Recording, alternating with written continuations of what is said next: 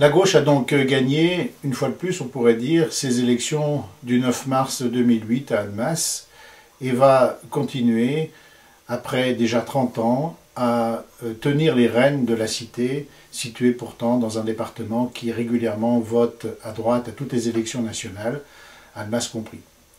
Alors que c'est il faut aujourd'hui faire le bilan.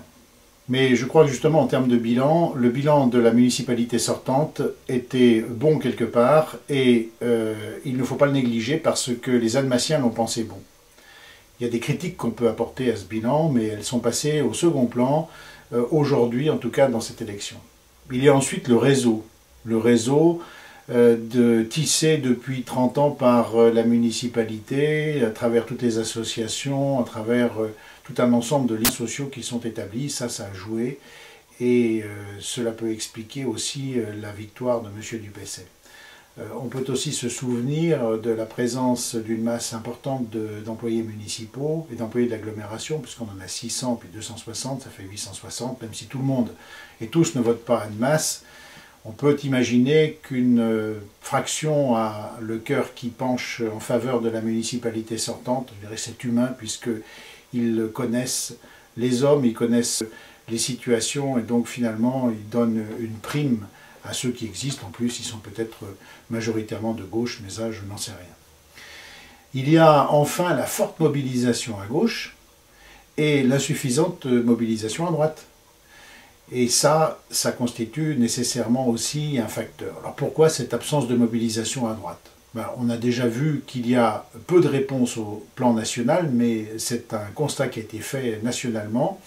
Et à Annemasse, peut-être les électeurs qui votent à droite se sont dit qu'ils auraient un second tour pour départager entre la gauche et la droite. Manque de chance. M. Dupeysset a été élu avec 52% des voix. Il y a donc eu un seul tour. Et ces 52% des voix, il faut le savoir, ça représente que 23,4% des électeurs inscrits. Donc voilà la situation.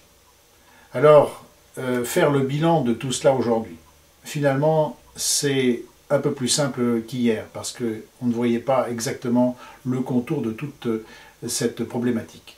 Ce qu'il y a de certain aujourd'hui, c'est que la liste UMP, qui a rassemblé 30% des voix exprimées sur elle, n'a pas le niveau que l'UMP aurait dû atteindre à Annemasse. Et puis la liste d'hiver droite, pour Annemasse, a fait au fond un très bon score, et ce qu'on peut penser, et c'est ça le bilan politique, c'est que si cette liste pour Annemasse avait obtenu l'investiture UMP, eh bien, non pas très probablement, mais très certainement, eh bien, les élections eussent été complètement différentes et c'est la droite qui l'aurait emporté à Annemasse. C'est dommage, mais ça sera à l'UMP à tirer les conséquences politiques de cet échec.